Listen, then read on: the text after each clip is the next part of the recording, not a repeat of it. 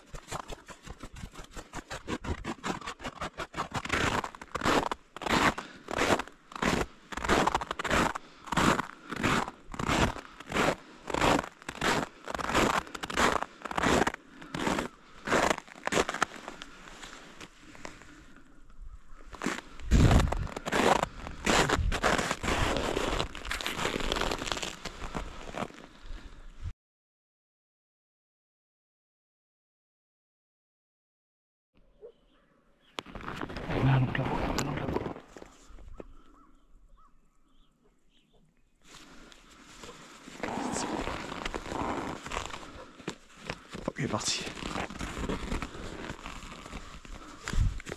C'est un mâle ça. Un mâle qui est avec. On va aller voir par l'autre champ, c'est la droite.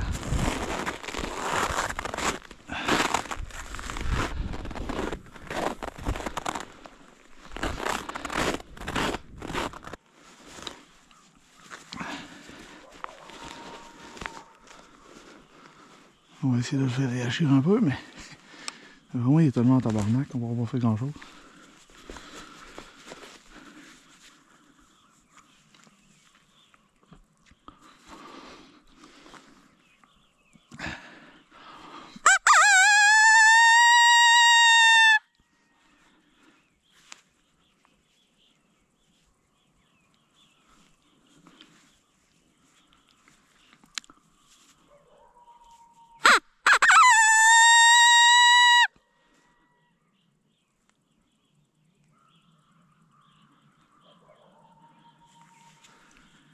Ouais, mais il était en tabarnouche ce matin, lui.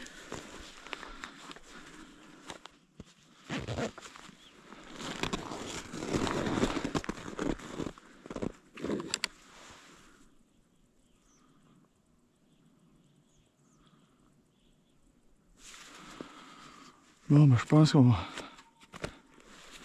le laisser s'enrager tout seul, puis on va s'en aller. Parce que là, il y a de bonheur, puis il me reste des spots à faire. Puis lui, il est tellement enragé qu'il va avoir de la misère à le faire sortir. Fait que, je vous en reviens, les amis. Ce matin, assez fou. Comme je vous ai montré sur Spotting Scoop, il y en avait 2 ici en haut. Dans le rang, comme je vous ai expliqué que je suis venu. Je me suis installé. J'ai pas laissé grand temps, mais j'avais vraiment pas confiance qu'ils sortent là, avec le bruit du pick-up. Puis, fait que j'ai collé, j'ai fait un lièvre en détresse.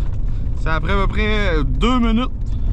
Tout, la femelle a apparu sur le dessus. Une femelle blanche, assez exceptionnelle. J'ai tiré ça, elle devait être à 175 verges à peu près. Tiré ça, elle a tombé là. J'ai laissé un petit peu de temps, des fois que son mâle viendrait. Puis, il jappait pas rien, il répondait pas à rien. Fait que j'étais allé chercher ça pour me déplacer à une autre place vu qu'il était de bonne heure. Puis en me déplaçant pour aller la chercher, j'ai vu le mâle sur l'autre champ. Il s'est mis à japper après moi. Je sais pas si vous allez voir dans la vidéo là, parce que c'était après avec la GoPro puis c'était loin là.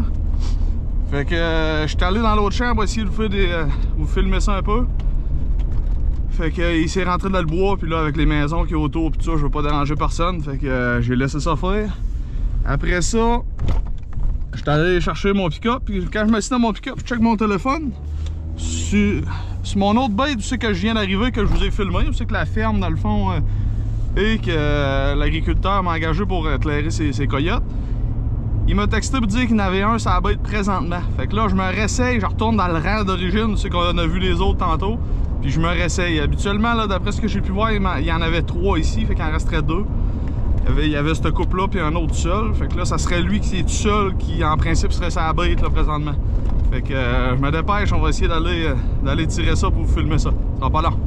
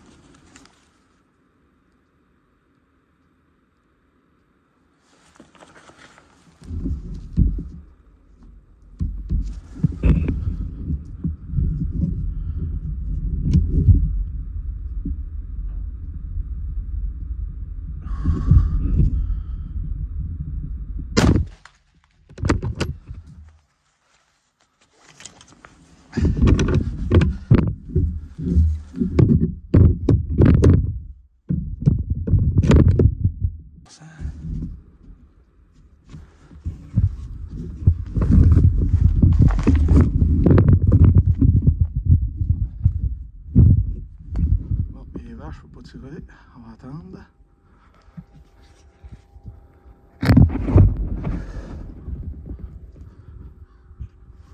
Il descend vers les vaches, mais c'est le tour, ça devant lui.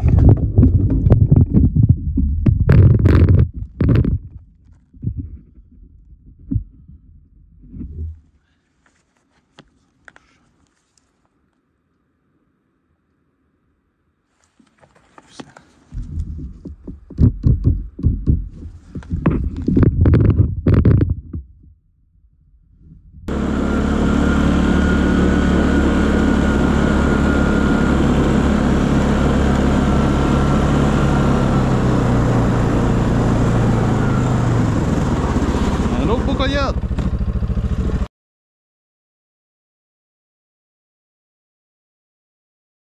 Salut la gang, un matin de fou ce matin. On a fait un beau doublé. Ce matin, j'étais parti pour aller à un autre spot. J'avais eu des photos cette nuit, mais ça faisait déjà 2-3 heures qu'il n'y avait rien eu. Fait que je m'avais mis dans la tête d'aller à cette place-là puis me déplacer dans l'autre champ voisin pour les caler où je pense qu'ils passent le journée couché dans la couette de bois. Mais finalement, en roulant en m'en allant vers là, j'ai reçu une photo du spot ici, qui avait un coyote. Fait que j'en revirais de bord, j'arrivais sur le dessus de la côte en noirceur, je me parque ici, je check avec les jumelles, aussitôt que le jour se lève, je vois plus rien. Fait qu'il y avait plus de coyote là. Fait que là, je repars, je remonte sur une côte ici, si c'est bien fait, là, c'est la côte là-bas, je suis capable de tout voir les champs autour ici. Fait que là, je me mets à spotter avec les jumelles et le spotting scope. À un moment donné, j'en vois deux en haut là-bas. Ce que je pense être les coyotes qu'il y avait ici. Fait que là, je me suis déplacé. J'ai été pogner l'autre rang sur l'autre bord, qui donne les mêmes terres du même agriculteur. J'ai été m'installer là, j'avais plus ou moins confiance, parce que là, je venais d'arriver dans le rang en pick-up. Fallait que je laisse mon pick-up. Je pouvais pas le laisser bien plus loin que 1000 pieds, mettons, avant, la manière que le rang est fait. Fait que là, c'était un petit cul-de-sac, ce rang-là. Fait que je me suis installé sur le bord du chemin, j'ai mis le câble sur le bord de l'asphalte. Puis je me suis installé de l'autre côté. Je me suis installé là, le temps que j'installe la caméra puis tout ça, puis j'ai starté tout de suite le câble. J'avais vraiment pas confiance plus qu'il faut. Puis après à peu près 2 minutes, il y a ce magnifique blanc là qui est arrivé sur le dessus de la côte à 175 verges. Fait que j'ai tiré ça à tomber là. Le câble a viré en pop distress pour essayer de faire revenir l'autre qui était avec.